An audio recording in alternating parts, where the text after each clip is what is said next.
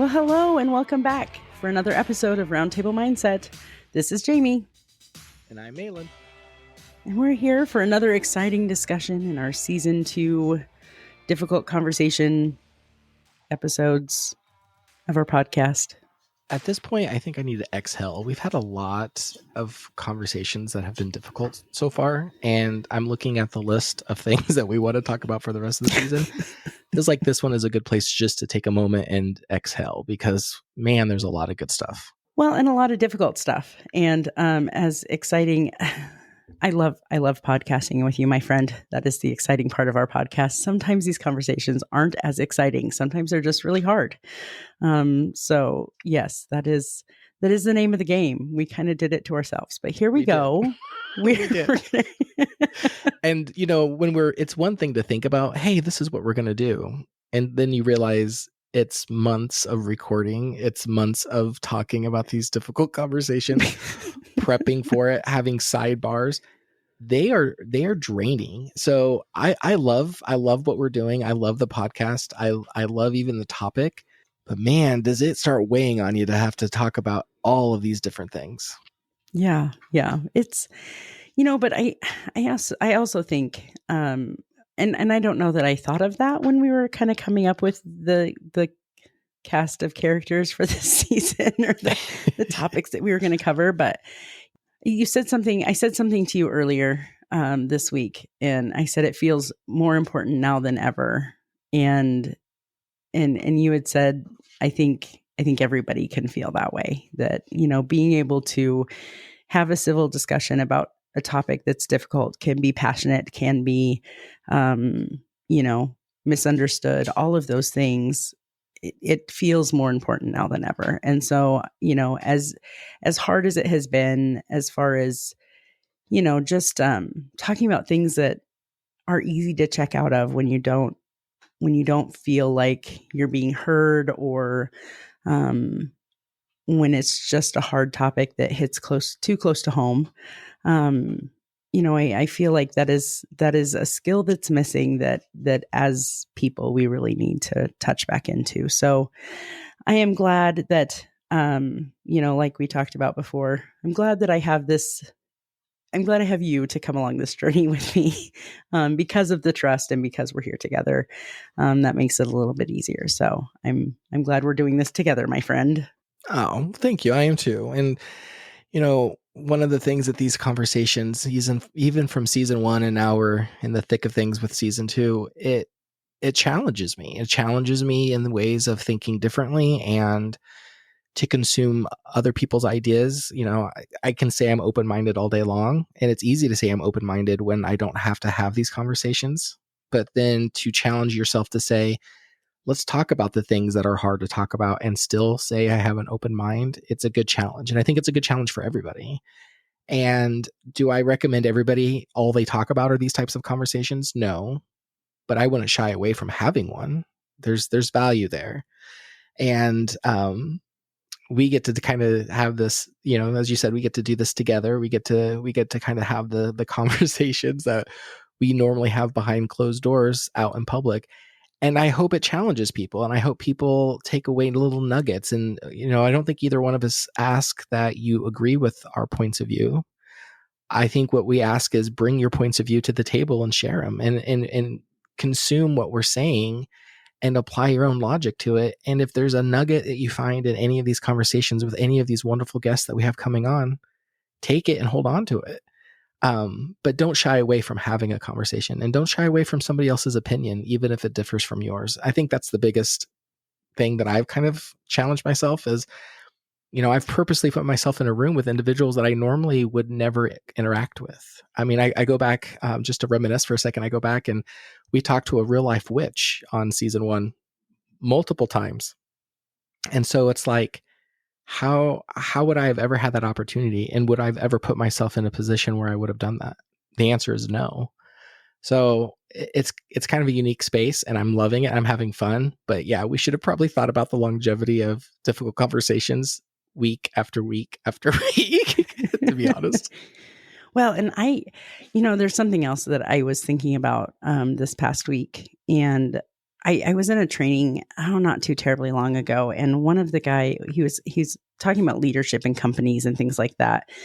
And he said one of the values of the company that he worked with was to assume positive intent. And I think that I think if there's one thing that I have appreciated in these conversations, and not just this season, I mean, let's be honest, season 1 was kind of full of difficult conversations too, right? Like we just defined it that way on purpose this time. It was an accident last season. Where do you think we got where do you think we got the topic or the idea from? Right. But I think that these conversations are easier, and we've talked about, I mean, we have a 30-year history. We've known each other for more than 30 years, and it's easy for me to know, because I know you and I know your character, to know that your intent is positive. And so I think if we can come into these with this just general understanding that most people are just people trying to live their lives and, do the best that they can, right? And so that opposite opinion does not necessarily mean that they have ill intent. I think that's helpful. That's helpful for me too. So I'm super glad that we get to do this together, because I don't ever have to stop and intentionally remind myself, like, okay, assume positive intent, because I know that about you, but I do think that that's a piece of this too. I'm super glad also because today I'm just super stuffed for everything. Today. Everything's super positive and super rosy. Yes, because it's a good day. No, but I am really excited because our guest today is Jake, and you might remember from season 2, episode 2, just a few episodes ago, when we talked about opening up how to talk to our kids about suicide. Jake was our guest for that one also, and so we're bringing Jake back. It was a good episode. We're bringing Jake back on today also, and Jake is another human being that I just know I can assume positive intent. So I'm super glad to have him on today. So welcome to our conversation today, Jake. How are you doing? Thank you. I am doing really well. I'm really glad to be back here with you guys. I so appreciate what you were saying about positive intent, and not just like stating our own positive intentions, but also assuming positive intent from the people that we're engaging with. So thank you for having me back. I'm excited for this. Oh, Jake, we just started to get to know each other from the first episode you were here with, and I enjoyed just that conversation so much and all the information that you brought. I've been looking forward to having you come back and have, a more, I don't want to say debatey conversation, although I think there might be some elements in today's discussion. But I so appreciate your point of view and kind of how you approach the conversation. That's one thing that I'm kind of learning on my own as I continue to do some introspective review, is that I need to learn how to deliver my message better. And I think you did that extremely well on that last episode. So I'm excited to kind of keep talking with you and kind of seeing that in action even more. So welcome back. And I cannot wait for us to kind of get into today's topic, because I think a lot of people either can relate to it, or they either relate to it because it's personally touching them, or they know somebody, or they are an outsider looking at it. And I kind of fall into that. I'm an outsider looking, outward into it. And so I'm just so ready to have this type of conversation. So I think it's going to be really interesting. Yeah. Well, Mahlon, would you like to kick us off? Because I feel like you probably have some questions. Yes. So, Jake, today's conversation that we're going to have is talking about straight privilege. And I'm going to, first of all, for all of our audience, because I think we have a really good blend of left, right, Republican, Democrat, Christian, non-Christian. I think it's probably one thing that Jamie and I do really well, is we bring a lot of different audience members together that are from a variety of different backgrounds. And so I just want to first start and kind of talk through, what does privilege mean? Because I don't know about either one of you, but for me, when I hear the word privilege, there's a feeling inside of me that starts kind of building. And that is almost like, and I've used this with Jamie in other conversations that we've had, it almost puts like an excuse for my point of view is to be nullified because I have all this privilege. And I don't think that's the intention of the word privilege. I think that's just the reaction that I'm having, but I can't imagine I'm the only one that's having that. So do you think maybe we can dive in to say, what does privilege really mean? And when we talk about straight privilege, what is that? Because when this topic was first approached, I got to be honest, I was like, I don't even understand what straight privilege really is. That is, yeah. So for me, when I think about privilege, I mean, I can definitely relate to what you were describing, that kind of feeling of like, oh, well, when somebody points out that I have a particular type of privilege or something, it does create like that automatic defensiveness, where you're like, but I still, like, what I have to say and what I think and what I feel is still valid, right? So for me, I try to take privilege and really my understanding of it is that there are certain qualities, there are certain experiences, there are certain, I don't know, almost like even expectations at times that we don't, or I guess like that we take for granted, might be the best way I could describe it. Like, for example, with straight privilege, the difference between like straight privilege and my experience as a gay person is that, you know, I've for years have had to like protect myself, when it comes to my sexual orientation in a way that I don't think straight people have ever even had to really consider for their own lived experiences.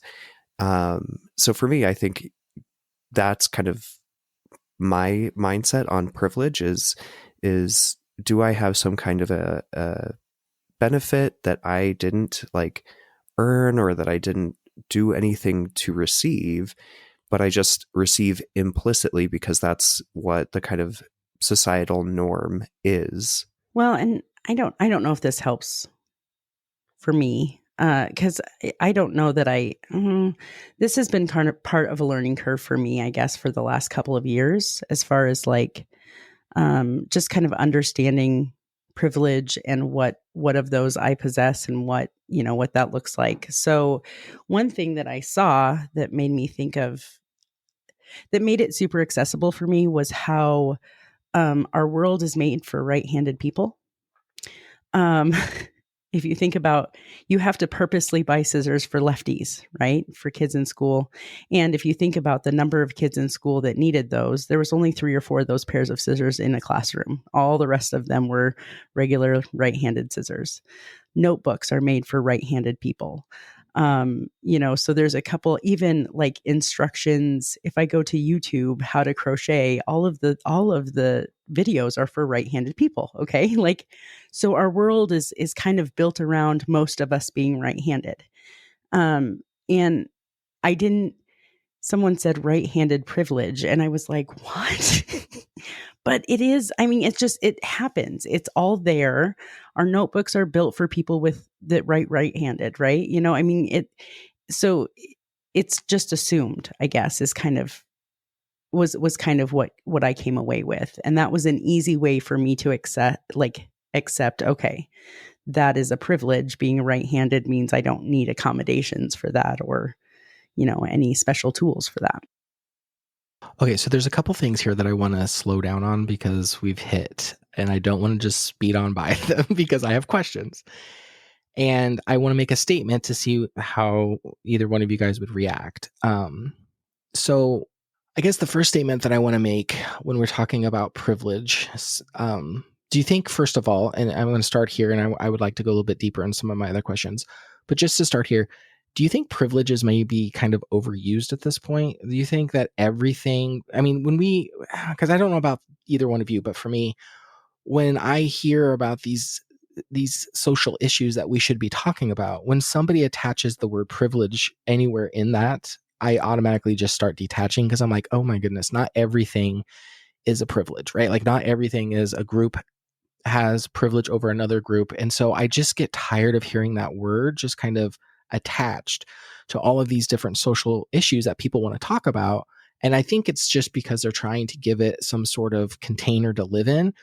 But do you think that maybe we're overusing the word privilege when we start talking about some of these social issues? That's something that I have thought about too, and recently have thought about that. I think that there's certainly, you absolutely can argue the case that the concept or the understanding of privilege in this way has almost like been overextended to a point that, like, where it originated, when we started having conversations about white privilege, when we started having conversations about like hetero privilege, those conversations were really in response to some really important and big social problems, and those problems still exist. They're just baked into the fabric of the world. Like, there are things that we can't necessarily change on an individual basis, but that having an awareness of them, I think, is crucial to not like unintentionally harm someone who does not exist in the world with the same privilege that we do. I would also go so far as to say that, and this is my own thought, like, any future or current associations with an employer is not reflected in what I'm about to say. But I honestly sometimes wonder if we almost like weaponize that word. Like, if there are certain groups that use privilege as an accusation as opposed to using it as an awareness builder. Now, certainly there are situations where people actively are using whatever privileges that they have to cause harm. Like, I'm not trying to minimize that. However, I think when there's just a disagreement between people and someone throws out, well, you're just being privileged, as this like slur or insult, that really devalues the like the origin and the real work that needs to be done around those concepts. Yeah, I really agree with you on that one. And I know I'll be quiet here for a second because it looks like Jamie wants to say something, but I just will say, what you're saying, it does hit my ear. Like, I do feel like there are moments when that term privilege is as a weapon towards the other person. And I've been in conversations, in the past and recently where, the other person's like, well, you're just privileged, you don't get it, or that some sort of variation of that. And that's where that fire starts building in my stomach. It's like, now, wait a minute, you're dismissing all of my life experience that I've had, your experience, you're kind of diminishing my intelligence, my Christian beliefs. I mean, all of it just gets almost undermined by this word privilege. Like, I'm above it and I won't understand it. And because of that, I just live in an ignorant space. And it's like, well, now wait a minute, there's more to that conversation. There's more to me than just that statement. And I think you're right. I think it's, when it's used appropriately, I think I'm fine with it. It's just the fact that it seems to be coming up more and more and more as almost of an excuse of why my point of view is not valid or incorrect, is because I have all this privilege. And that's where it really starts irritating me, is exactly that point, Jake. So I'm glad you made that. I guess the only thing I would say to disagree with that is that word did make me uncomfortable, because I spend so much of my, I guess, personal energy or time, or I don't know what you'd say, but I work so hard to intentionally recognize not really my own privilege, but really to help advocate for people in spaces where they may not be able to advocate for themselves, or to, further that cause or that voice or whatever it is.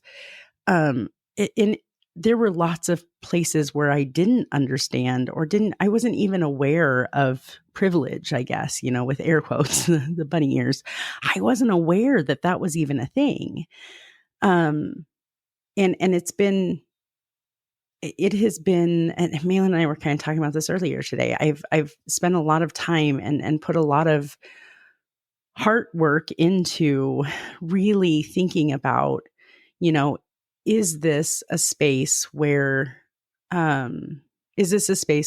my privilege paints my experience or my understanding of things? And so as much as I do see that it could have been considered weaponized, but at the same time, I'm like, I feel like it's still, if everyone I ever talked to came into a conversation understanding the word and what it means in different spaces, I don't know that I would feel like it was overused. You know what I mean? Because I still encounter so many people who don't recognize what privileges they have because of whatever station of life they were born into, depending upon the place that we're talking about it. I don't feel like it's overused. I feel like it's misunderstood. So I do, yeah. I don't know. I can hear that, Jamie. That I appreciate that.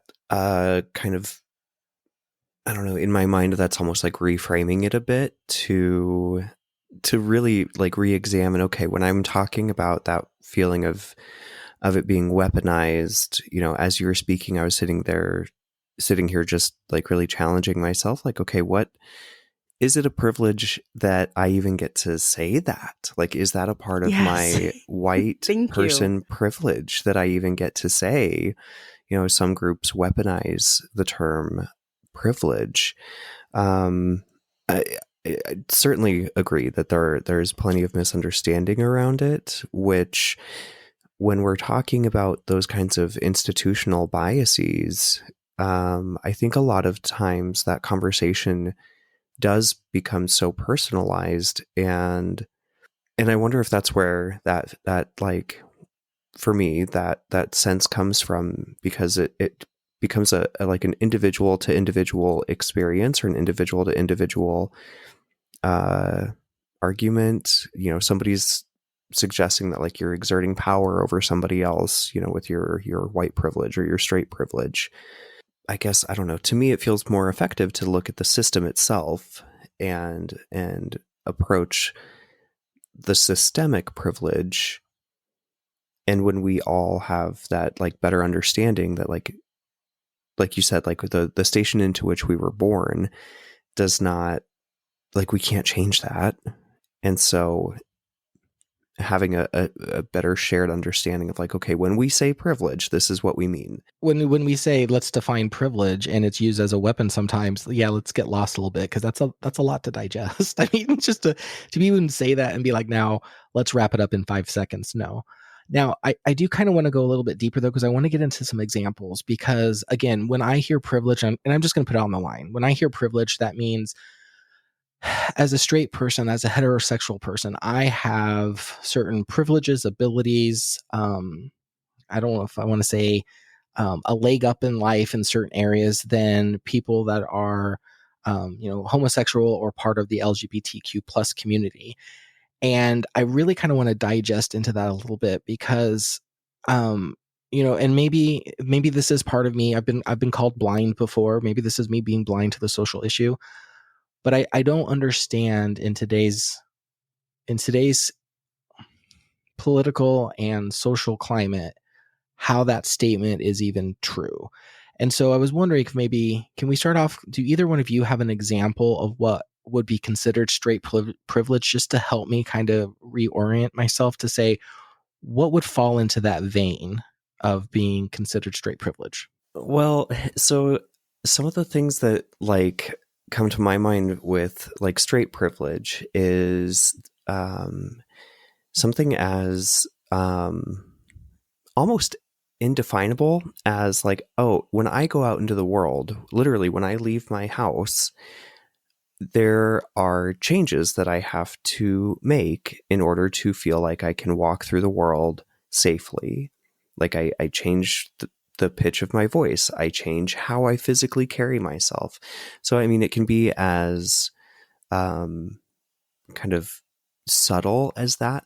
But then there's also things like as a gay person who grew up I lived part of my life in a major city and another part of my life, high school, in a very rural area. And I think those two places I'll bookmark that. But being in a rural area and being, one of the only-ish, probably statistically not the only one, but being in a minority like that is, to my mind, as someone who works in the mental health field, it's a developmental stressor or stress experience, because I for years spent so much emotional energy and physical energy trying to suppress and hide and mask and blend in, specifically so I wouldn't be verbally or physically assaulted. And I think for a straight person, I've never been straight, so I don't know, but I'm guessing for a straight person, you've never had to even consider the fact that just because of who you have a crush on in school, or who you are dating, or who you would like to marry, your life could be and I'm not exaggerating, your life could be in imminent threat for those things. And so for me, straight privilege, I start there with the kind of existential, it is not safe to be in certain places in the world.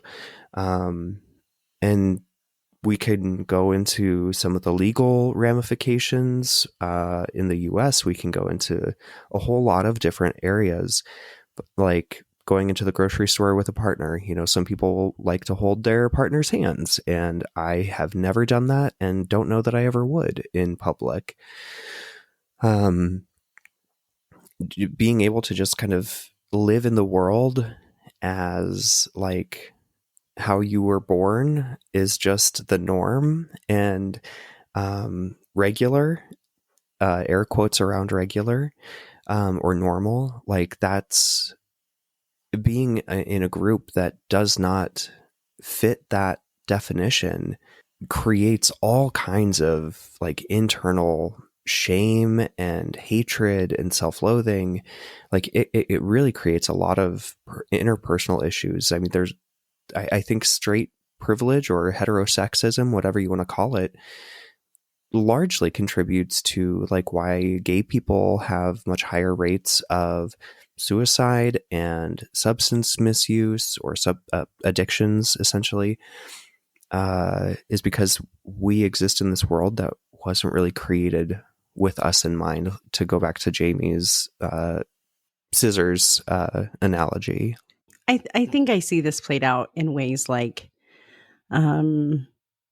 representation in movies, in literature, on television, and even when there is representation for homosexual couples, it's not always accurate or kind. I think there are some really groundbreaking spaces, even in television, but there were a lot of comedies. You know what I mean? It's that's not real life. That's not how it actually is. Our kids grow up watching Disney movies where the princess finds her Prince Charming, and that's, this is considered normal. This is what kids see as normal. And then when they don't fit into that, the amount of self-stigma and isolation that must cause is pretty big. I also think about, I have never had to come out as a heterosexual woman ever. And I think, the teenagers that I've worked with that are in this space, that is a constant thing. Every year at school, we have to go let our teachers know whatever, or, when I'm with a new group of friends, are they going to accept me when they find out? And that constant need to let the world know that you are different before they find out. And, it just, those are things that I don't have to consider. And I find that a privilege that I don't have to do that, because the world was created with me in mind. So. Yeah, in a lot of the trainings that I do for therapists and other helping professionals who are working with the LGBTQ plus community, one of the kind of sections that I include in that is the process of coming out. And that process typically, and I'll be very, very brief, Mahlon, I know you wanted to jump in, but that process typically is like coming to an understanding and acceptance of self, and then identifying those safe people to start disclosing to. And it really is a lifelong process, because even outside of school, if I get a new job, am I going to get fired if I disclose that the wedding band on my finger, for example, signifies that I'm married to someone of the same sex? Or will I lose my housing? Will I be evicted? Because in many states in the US, you can still be evicted for literally your landlord could find out that you're gay or part of the LGBTQ plus community, and that is sufficient to evict you or to deny you housing. So that like lifelong coming out process is constantly assessing with any new relationship, any new person, is this a safe place, or is this a safe person to be authentic with? Before I get started, I just want to make sure abundantly clear for everyone listening, I am not condoning discrimination or hate towards any homosexual person or transgender, anybody from the LGBTQ plus community. I think it's terrible, Jake, when I hear you say there's people that you could be denied, like they could be thrown out on the street if their landlord found out that they were gay. Like, I think that's terrible. So I just want that to be kind of out there before I start kind of digging into some of these things that you and Jamie were able to kind of bring up, because these are where my questions are. And I think as I know the question I'm about to ask comes out of my mouth, I can kind of already hear the question itself, if that makes sense. Like, I can hear what I'm about to say. I just want to know the intention of it is to really just ask a clarifying question. So here's one of my first questions. Why, because I try to equate it back to me, right? Like, as being a heterosexual man and growing up as a teenager, like, I feel like my generation was in that bubble that was just, I mean, we had all the slurs, right? Like, I'm just going to use them here. We had people call me gay all the time, or if you did something, you liked a certain color, for crying out loud. I remember there was a type of jean I wore one time, and they're like, "You're such a gay person," or I don't know. I don't want to be offensive, but those words meant something completely different back when I was a kid versus than what they do today, is all I'm trying to say. But they were still used against me because there was a certain stereotype that I wasn't part of, and there was a certain genre I was in. I mean, I remember a time when growing up, if I didn't like football, I was an outcast, right? I don't like football, except now I'm becoming a fan because my son plays in it, but it had nothing to do with who I wanted to have, who I was attracted to, or who I wanted to get into an intimate relationship with. It all came from the fact that I just found the sport mind-numbingly boring, right? That's it. But I was still outcasted. So when I hear things like the world wasn't made for, gay people or the gay community, it takes me back to a childhood moment. And this is what I want to share. And I'm really trying to understand from where I started, and it's a unique perspective, I guess, to where we're at today. I had a tailor in my hometown. He was, as a kid, I didn't know. And I think that's the point. As a kid, I don't need to know what people's, sexual orientation is. I mean, I was 10, 11, 12, 13. I think I was just about ready to hit 14 when I found out this gentleman was gay. And I believe he had a partner. That might not be 100% accurate, but I remember distinctively my parents were like, well, yes, he's gay. And I was asking questions like, well, what does that mean? But he was the tailor in our town. And I come from a small town, a very small conservative town. Not a lot of minorities growing up. Jamie and I had this discussion earlier. But yet this individual, he was accepted. And yeah, was it the talk of the town? Maybe at times, but he was part of the community. He had a thriving business. He was respected in the community. I went to him. My parents still gave them money. I mean, For years, our family got all of our clothes that we needed to get tailored from this individual. So did most of the people in the community.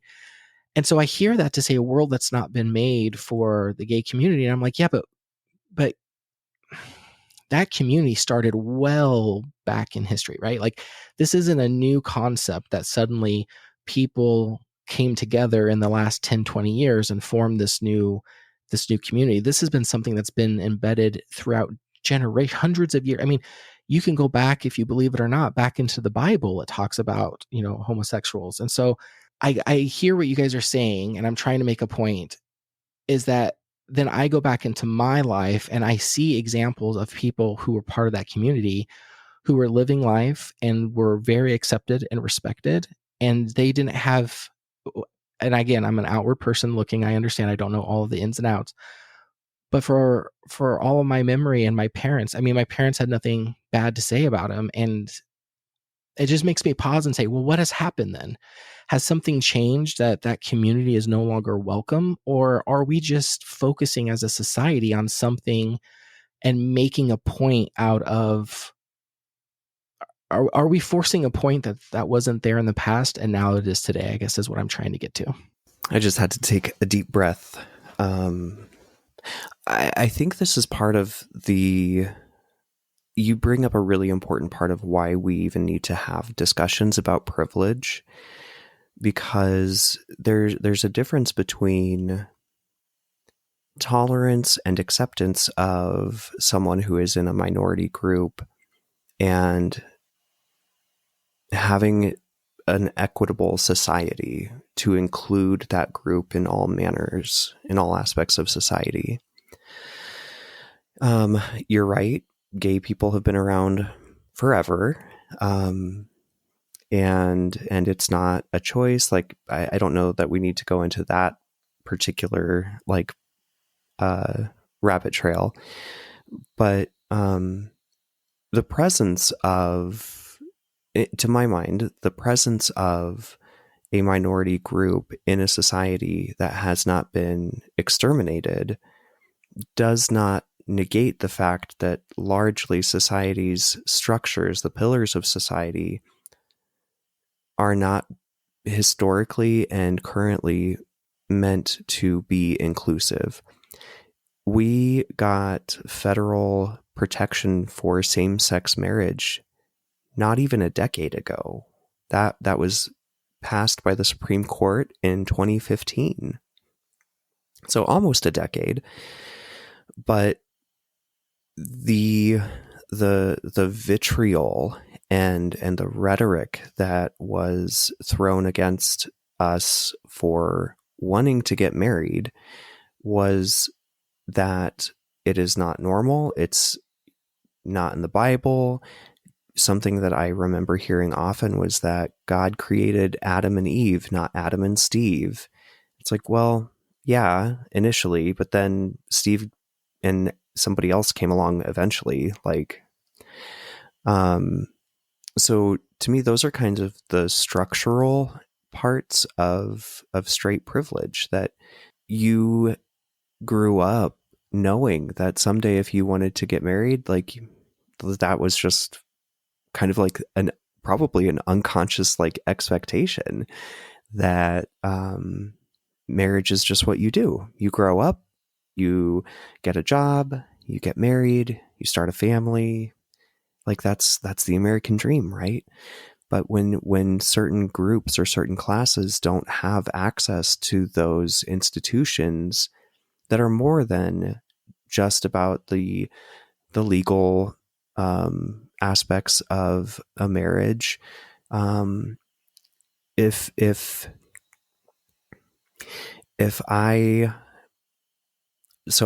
don't have a husband, but let's play a hypothetical. If my husband were to be severely injured in a car accident and be in a coma, prior to just 9 years ago, I would not have been able to be married to him, which means I would not have been granted access to his medical care unless he and I had done some extensive legal paperwork to grant that for each other.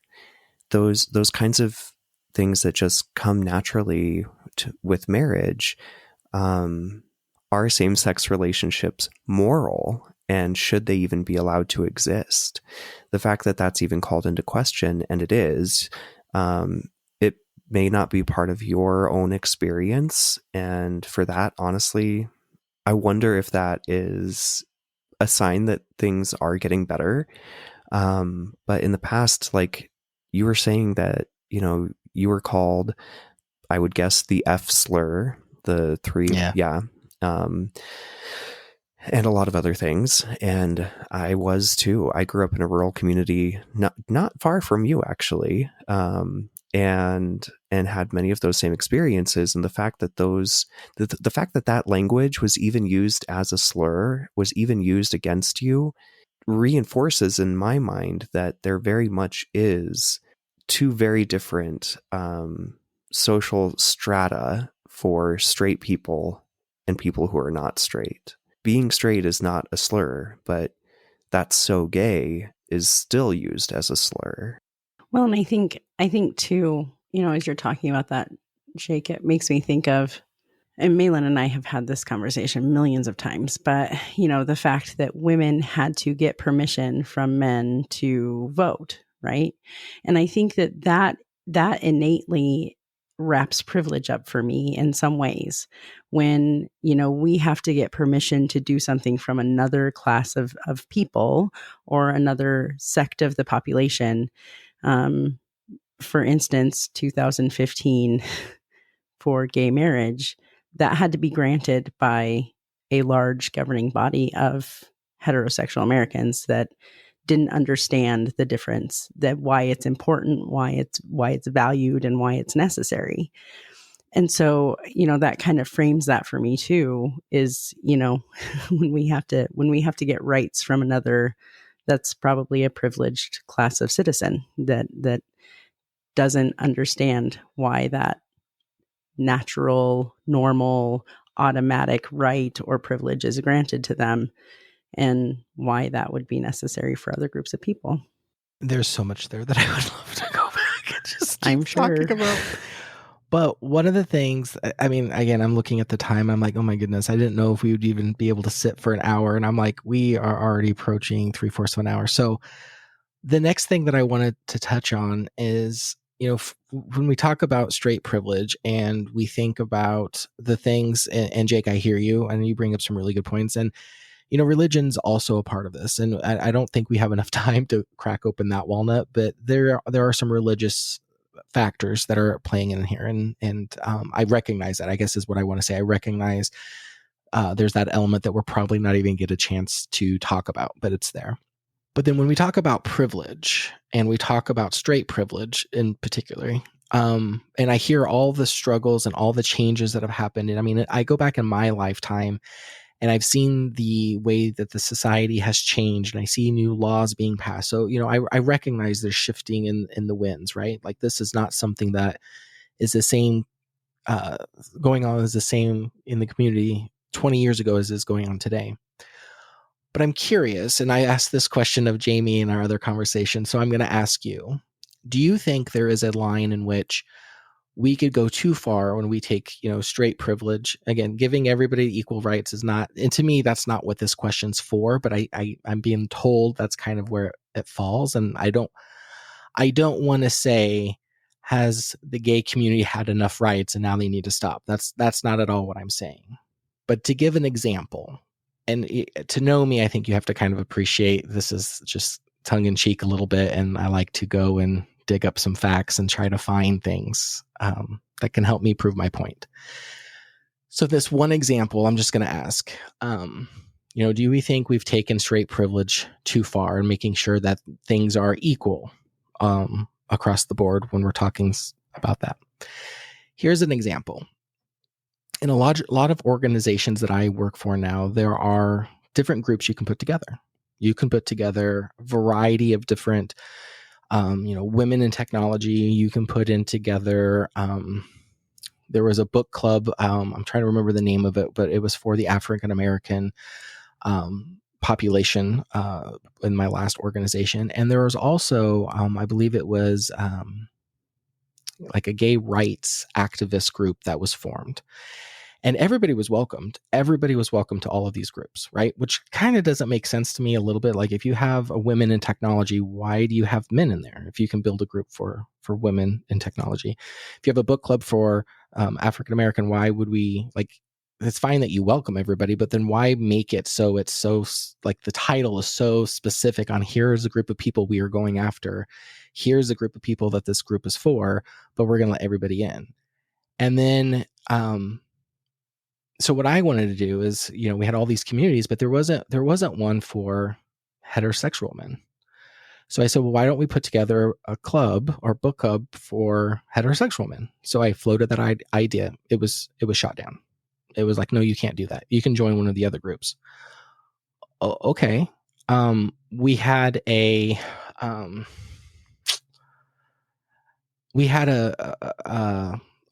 pride parade in the town that I live in one of the cities that are really close by, metropolitan. And I called to request, is it possible that we, as part of this parade, could we have a float that represents heterosexual? I was told no. And some of these are tongue in cheek, and some of them I'm like, but it really does ask an important question. And I think it is, we talk about straight privilege. Are we removing the privilege? Are we removing rights? I guess the question I'm trying to ask, are we thinking we're removing the straight privilege that society has to make it more equal for, I don't even want to say non-straight, like gay people? Or are we just taking one prejudice and applying it, to a different group of people? Because if we have the same right to create all these different events or groups, organizations, except for straight people, are we really leveling the playing field, or are we just switching biases? Or are we just calling one thing a prejudice now versus the other? I'll pause there because I feel like I'm just rambling. I have so many. Does that make thoughts. sense, Jake? What I'm trying to ask? Yeah, that makes perfect sense, honestly. And that's something that, like, I'm really glad you brought that up, because you're right. It's a very important question. I think ultimately what I hear you asking is, by ensuring that minority groups have visibility and recognition and communal places, like book clubs or whatever, does that then lead to the exclusion of the majority, which is straight people in this discussion? I think it does kind of naturally lend itself to, it is a little bit exclusionary when we have, like, if I have a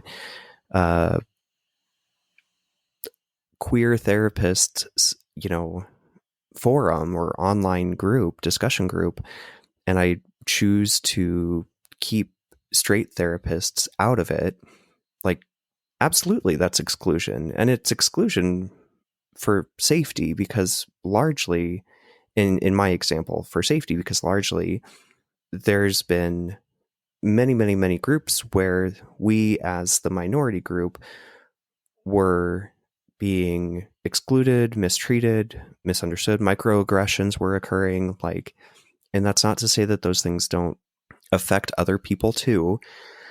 But the thread that I would like to kind of draw on here, Mahlon, is, so unfortunately, the people that did make white pride and straight pride groups are very bad people, and they kind of co-opted that away from the very good people. I mean, largely speaking, when you think about white pride, you are obligated to look at that as a Nazi party, because it is. Like, they have taken that language and that understanding of culture and completely warped it. And the same can be said for groups that advocate for straight pride, and they're generally the same people. So they're the ones that really screwed us all over. But I think I don't have an answer. Like this is a problem, right? Like you should be able to have a men's group where you sit and talk about books or, whatever. I don't know why they at your workplace would deny that. Like that doesn't seem logical to me. If you're encouraging, other groups having their own like book clubs, like what's the harm in having like a men's book club? Anybody can come. Like we're looking for equity and not like, to your point, like not looking to flip the script.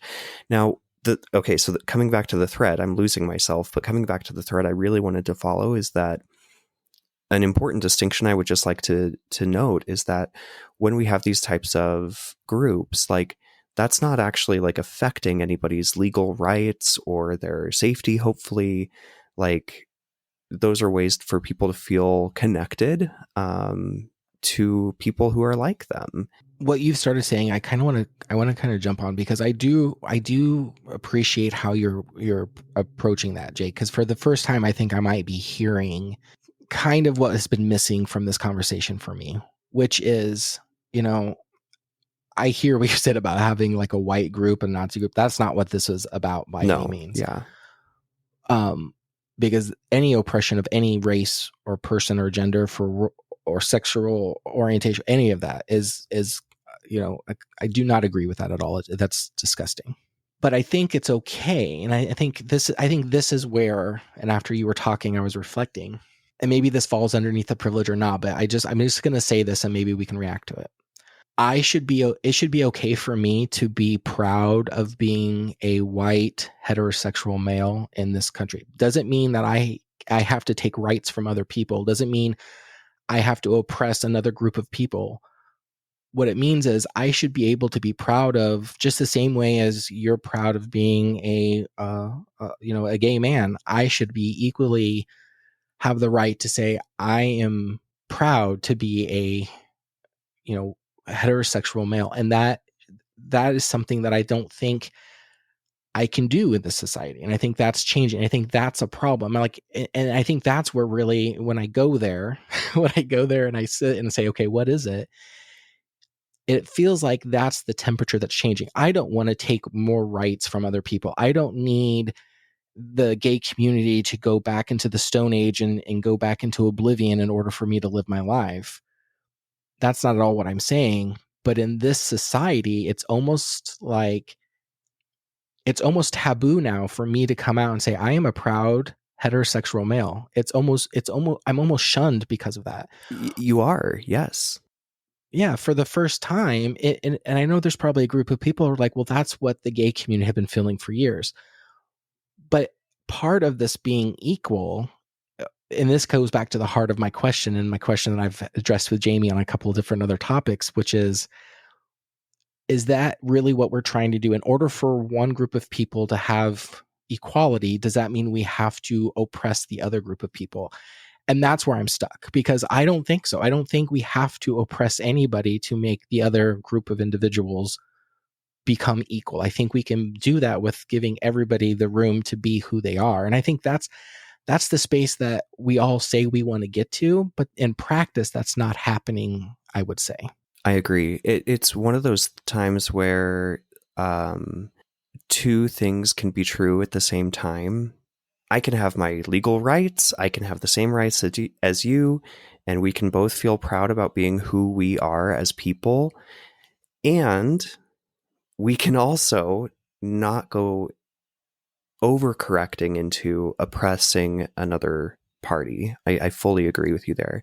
Now, I would note that I think in larger conversations or in other conversations that people are having about this topic, there would almost be an expectation or people would be looking for you to be able to acknowledge that you do have straight privilege, that you do have white privilege, that you do have male privilege, because you naturally, inherently don't have those experiences of having been oppressed. And that here we are almost an hour later. That, I think, is the nugget of privilege, is not having experienced oppression or other, like Jamie brought in, other power dynamics, and therefore not having had your life be affected by those things. Is that fair to say? That's so eloquently said that after, what was it, 2.5 hours on the phone, I could not get there this morning. So thank you for that. I think, yeah, I do feel like that has been, and quite frankly, that was a first step for me, was being able to recognize and acknowledge and admit that I come with a set of privileges because of the family I was born to, because of the place that I live. I have privilege as an American that is not granted to people who are born in much poorer, less advantaged countries. You know, there is privilege in lots of things for me, and just acknowledging that. And I don't need it on a t-shirt, but just acknowledging it to myself to say, okay, wait a second. I do need to listen to voices that are outside of my own experiences, because that's how I learn, and that's how I make things equitable, so that I'm not taking advantage unduly of privileges that I have, that I'm aware of that, and actively doing something about it.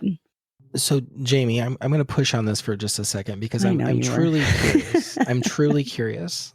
Because again, it's the word privilege. I wish we could come up with a different word. Like, I'm stuck. When you say privilege, I literally, my toes curl every time, because I'm like, oh, here we go. Like, but in this conversation, I'm trying to be open. I'm hearing it. So help me understand. You recognize that you have a certain level of privilege being a heterosexual female in this society, right? Mm-hmm. And by acknowledging that, you know that you can do something with it that helps you interact with people throughout either the day or the month. I don't think every day, but I'm just trying to get a sense. Can you give some examples of that? Because I'm going to be, maybe I'm dense. I don't see, to the point where I've never had to worry about, can I get married? I just know the rules of play is I'm going to get married, and my wife is going to be the beneficiary, and the next of, the emergency contact call, I all that stuff just comes wrapped up like that. I get. Outside of that, I really am struggling trying to understand this white privilege this straight privilege, and how it helps by even recognizing, like, even if I say, okay, I recognize that where I was born and where I grew up, and the fact that I am attracted and married to a woman gives me certain privilege. Let's just stop there and put a period. Now what? What in my life has changed?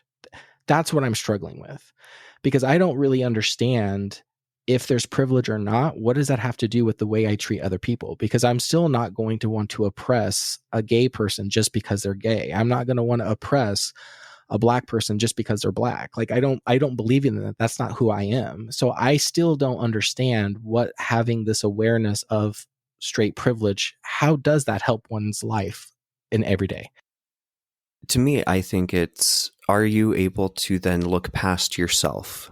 Can you get out of your own perspective and put yourself in the perspective of someone else? Can you imagine what it must be like, how difficult it must be to have those different experiences, and to consider, like, how, so I'm not oppressing anybody. Good. Step one, complete. Don't be a jerk. Now, the next step then is, now that you have this awareness, or now that we have this knowledge, awareness, whatever you want to call it, what do you do with it? You start by examining, okay, in these areas that I do have these added benefits, am I using those benefits solely for myself? Are there ways that I can contribute to, like, easing the burden of people that don't have those added benefits? And that can go as small as donating to a food pantry, because, maybe you have the added benefit of having extra income so that you can buy additional food, your needs are met and taken care of. How can you contribute to helping somebody else who doesn't have that privilege? Or we can go granular to like, what is it like for my neighbor across the street to be the only Latino family in our neighborhood? What is that experience like for them? Are people treating them differently?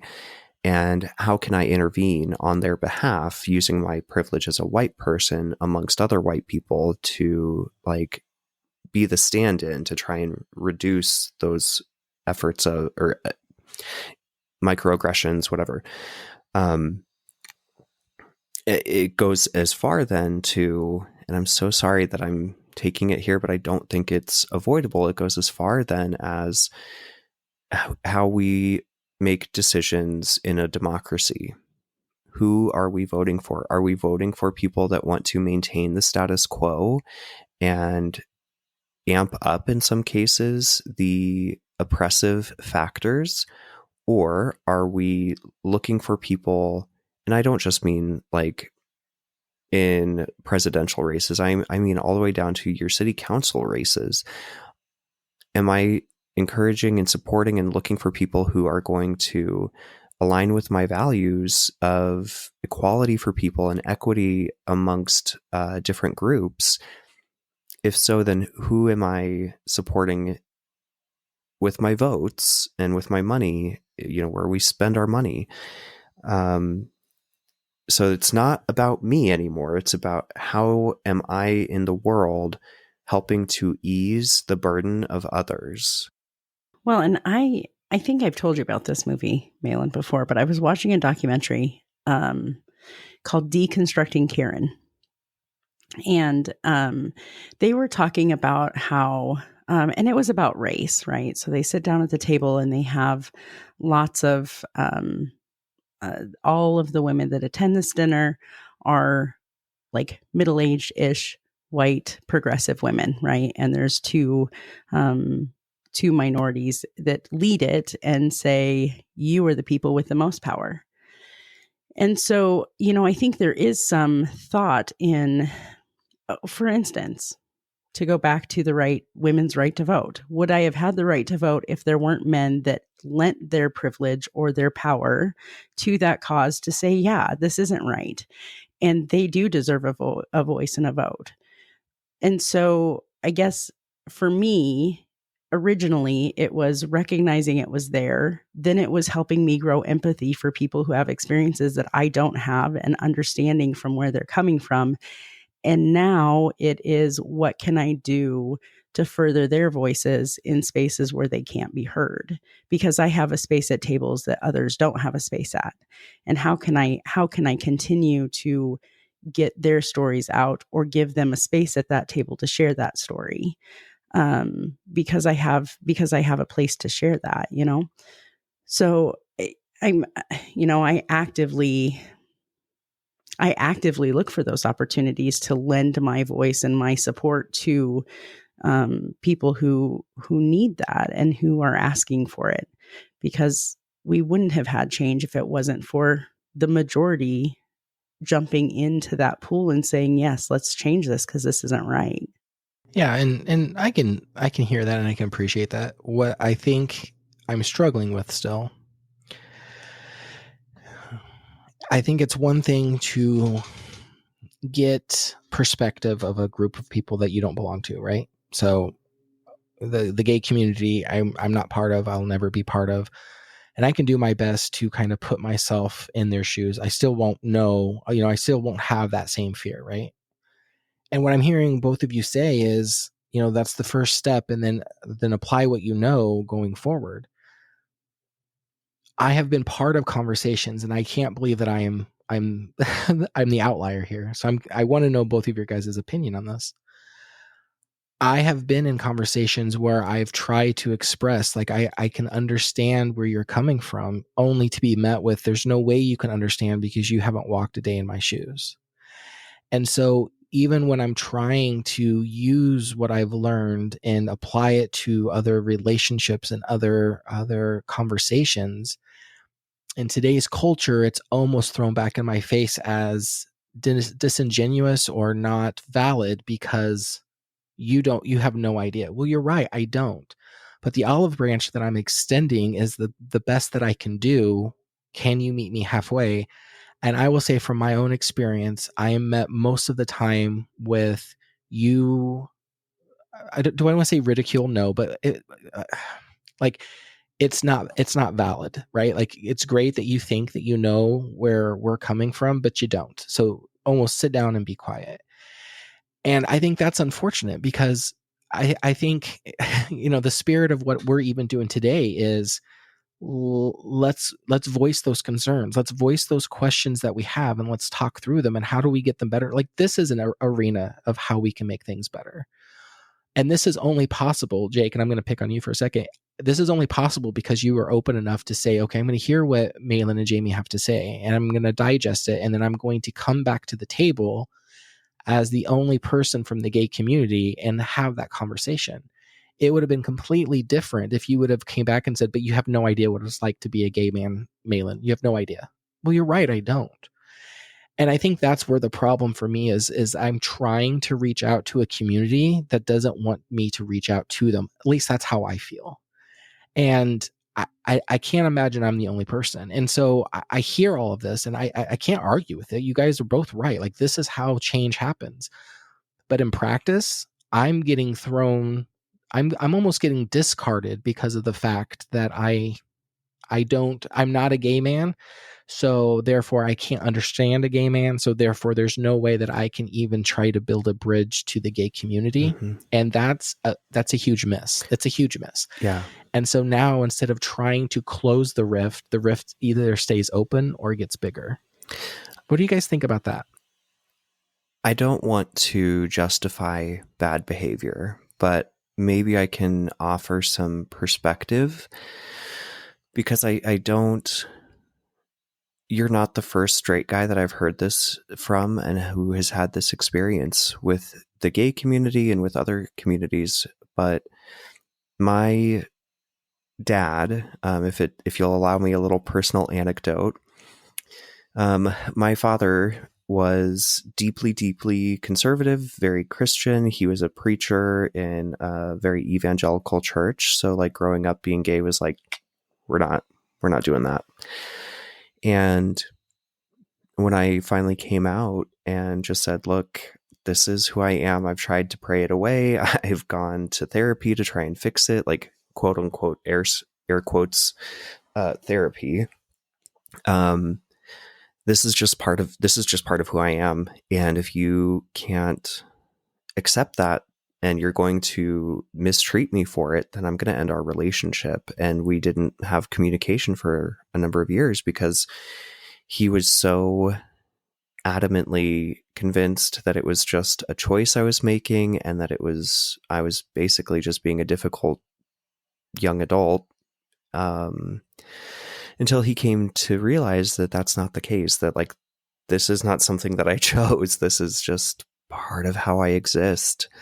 And after he had a number of other growing experiences and conversations similar to this one, he actually ended up writing his PhD dissertation on the experience of being a straight person in a helping profession with primarily gay clients or patients. He received a lot of pushback, very similar to what you're describing, Mahlon, from his gay male clients when they found out that he's straight. And I think the reason that you find that those types of communities or people have that kind of a response is it probably has less to do with you as an individual and more to do with all of the other straight men in their past who have not been safe, who have not been supportive. And when support has been offered, to me at least, I've had several experiences of support being offered by a straight who I thought was a friend, straight guy who I thought was a friend, only to have that be turned around and used against me. And I got pretty hurt, actually, because anyway, we won't go into that whole rabbit trail, but I would encourage you when you do get that pushback, because I see it online, I hear it in conversations, really try to not personalize that. Because again, I don't think that that's really about you as a human. I think that's, we have been so hurt by so many people, and we have had so many very loud messages from a very small number of people who are straight men, that it becomes almost like a defense mechanism to just kind of go insular and reject people who genuinely care and want to help. How do we overcome that? I don't know. Building relationships, doing more things like this, having these conversations, going back and saying, okay, I hear you. There are boundaries that you need to set with me because I am straight, that you can't trust me yet. That's okay. I'm still going to show up and do the right thing in whatever way that I can, how does that sit with you? Having that shift from, we are trying to keep you out, to, we've just had to learn to not trust. And that sucks to say. Yeah. And, there's a couple things on there. Since you went a little bit personal, I'm going to go a little bit personal for me for just 2 seconds. I think you're right to an extent. I think when that happens, I think to be able to say, okay, this is not just against Mahlon, this is against maybe all of the experiences from one community to the next. I can kind of see that. I will tell you that a lot of times when people find out either one of these pieces of information, and definitely when they find out both pieces of information, it is, I'm judged and I am sentenced, and there's no question. But when somebody from this community finds out that I am a Republican Christian, it's almost at that point, we're done talking to you. And what's unfortunate, and I can understand that, I can see it. It's not that I'm shocked by the fact that they would have that response. I guess what I would want to know is, there's certain Christian beliefs that I hold dear to me, and there are certain, conservative points of view that I lean towards. But that does not mean that I want the mistreatment of anybody. I don't want to take rights away from any group of individual. I don't want there to be a group of individuals or a community that's been made to feel less than so I can feel good or I can feel unthreatened. I've had conversations where people are like, well, you just want to, you and your race or your, your Christian white male supremacy want to just stay in power. No, that's not what this is. But what this is get to know me as a person, because even in my Christian faith, my walk, I have had to look at a lot of horrible things that I was doing because I thought I was right, because I thought this is what a Christian does. And I made a lot of mistakes. So I can understand people putting up those walls when they hear either one of those pieces of information. But I guess I would just hope that people would say, but it's not so much that a Christian is a Christian is a Christian and a Republican is a Republican is a Republican. It's, where are they within their walk as being a Christian? Where are they in their understanding of what being a Christian's about? And where do they use the Republican voice at? Is their Republican voice meant to oppress other people, or they want things to be fiscally conservative, or even why are they picking these things rather than, you kind of said to me, Jake, maybe I shouldn't internalize it. Well, I have a whole group of people that I'd almost want to say the same thing.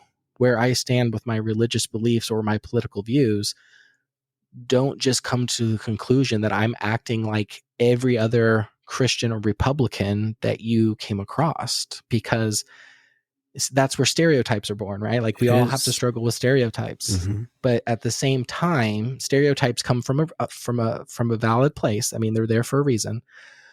But at the same time, it's almost like the same care and concern that is expected of me, even in this conversation, I would ask that community to give to me and other people like that. Because am I perfect because I'm a Christian? No. Have I made horrible mistakes? Absolutely. Am I growing and trying to be more Christ-like? Yes. And what does that mean? That means above all things, love people. Mm-hmm. Above anything else, love people.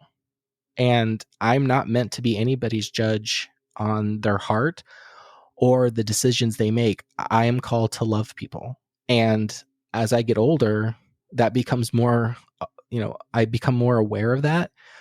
But in action and in practice, I'm getting better. But if you looked at the span of my life and judged me on my past my past decisions and things that I've said, I 100% agree with you.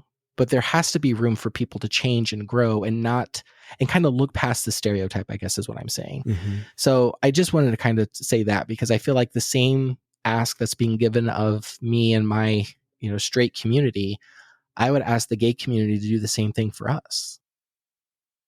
I hear you, and I'm actually having a pretty hard time with that. Like, I can hear what you're saying, and logically, I want to be like, yes, absolutely.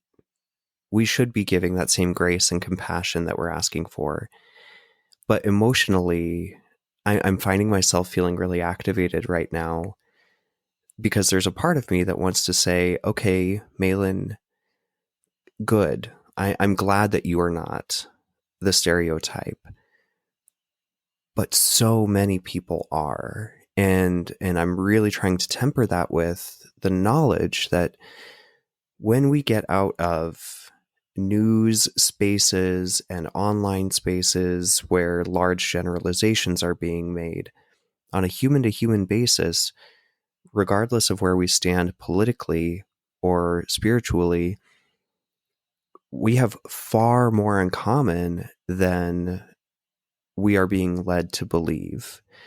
In fact, one of the big research agencies recently published a study that basically has found that a lot of the political divide between Americans has been very intentionally fostered and created by foreign actors, specifically to and this is taking us off a really deep rabbit hole, but specifically to create and sow this level of discord that we're experiencing. Now, I look around my community. I still live in a pretty small rural community, and I don't see that level of discord. Do I see some people that act a fool? Yes, because people are going to be people. But generally speaking, I think most of us, when we get to the point where we're having a conversation one-on-one, are able to recognize, okay, you do not match the stereotype of this, and I don't match the stereotype of this. The stereotype that, Republican Christians are going to be the people that harm you. And I think largely that comes from a very small minority of Republican Christians who are very, very loud, who are the ones that are out there advocating that gay people should have their rights revoked, that trans people should be eliminated. Like, there are those people out there who call themselves Republican Christians. And I'm sure that there are Republican Christians going, they do not belong to us. They're not on our team. We want nothing to do with them. But it's really difficult to separate that when they're the ones that get the airtime, when they're the ones that get the time on the news or in the newspaper or on social media, and regular people like us who have way more in common than we don't. I think we lose sight of that. And maybe you can shed a little more light on this too, Jake. But I guess another thing that explicitly heard someone say was, stop asking me to be your token person to teach you everything. If you want to learn and be better, go figure it out. Go seek those spaces, find the people who do want to teach, but I'm not the person to come to with that, right? Mm-hmm. And I think we all have that autonomy to say, I am not my responsibility to teach you about my life. Mm-hmm. There are others out there who do want to do that. And so I do think that sometimes when I have encountered that kind of reaction, those probably aren't the people that are in a space to do that for me. Yeah. And it's not fair for me to ask for that from them, when there are so many other resources that I can go to ask those questions, to learn about experiences that are other than my own, and grow my understanding of and ask questions. It's not all spaces that is necessarily welcome or appropriate to be in. Mm-hmm. So yeah, that's a really good point. Because I've been that person a few times where I've had to say, look, I'm happy to talk about LGBTQ plus issues, but right now I just can't. Like, it is exhausting, or, I've got my own emotional stuff going on right now that I wouldn't be able to teach and educate from a place of like groundedness. It would be coming from a place of fiery rage or something. Right? Like, and that's not effective. Relate to that. That is not effective. I can relate to that. Yeah, I think this conversation has been really great. I think it's helped me kind of bridge a little bit of a gap of understanding, to be honest, Jake. I do think there's a little bit of a mindset, and I don't know if, I don't think it matters to say, oh, this more lives in the heterosexual space or the gay community space. I don't think it matters. I just think it's there, where it's almost like pointing the finger a little bit, right? Like, hey, that group's not welcoming. No, that group's not welcoming. No, that group wants my rights removed. No, that group wants to take my rights from me. It's like, kind of to your point earlier, if we really took a step back and looked at it, other than the fringe cases, I think we all agree that in any group of people you bring together, there's always going to be those way out there to the extreme. But you take the majority of the group and you look at them, I don't think we are that different from one another. And I don't think we want that much different from each other. I think, to your point, the people that have the loudest voice are sometimes what I call the ones that sell the most books, right? Like you get you get the best titles out there. You get the sensational stories. Like, who wants to talk about who's going to sell news on something that says a straight man and a gay man got together and had a decent conversation? Well, nobody. Right? Where's the drama? Exactly. But if you say that, a gay community tried to burn down the house of a, straight community or whatever, or the other way around, the straight community tried to run out the gay community. Yeah, that's going to sell. That sensationalizes it. And I think we need to realize there's probably more of us coming together, having civil conversations, than there is trying to run each other out of the room or out of the same town. And this helps. Things like this help. And, I told Jamie earlier, I try to find a nugget in all these kind of conversations, because that's the point. The point of having these difficult conversations is to say, how can I continue to expand my awareness? How do I continue to expand the world that I live in and bring in other ideas and be that truly open-minded and saying, okay, there's people suffering that I might not understand because I don't ever have to go through it. But that doesn't mean I can't relate to them the best way that I can. Or even, how do I help that from, prevent that from continuing, or help that to be, to be minimized. And these conversations really help on that. And so the nugget that I'm taking from this conversation is I need to really look at the word privilege, because the word itself sets me off to the point where I close my ears. And I miss the intention of, I think, that word, because the word bothers me so bad. So I'm going to continue to look for a better word than privileged. But I'm going to look at the meaning behind it, because there may be some truth to that I'm not allowing myself to see, because I'm so hung up on the negative word of privilege. And again, as I said earlier at the beginning, it just feels like it minimizes all of my hard work or all of the sacrifices that I've made in life, or even my intelligence, because it doesn't matter how much I had to overcome personally. it's all because I was privileged. And I'm going to do some homework on that. I think we all could benefit from that. And I guess I want you to know that that word was a rub for me too. Like it really, that word rubbed me. And I had to take a minute to decide and to look at why is that? Why does that feel uncomfortable? Why does that word not sit well for me?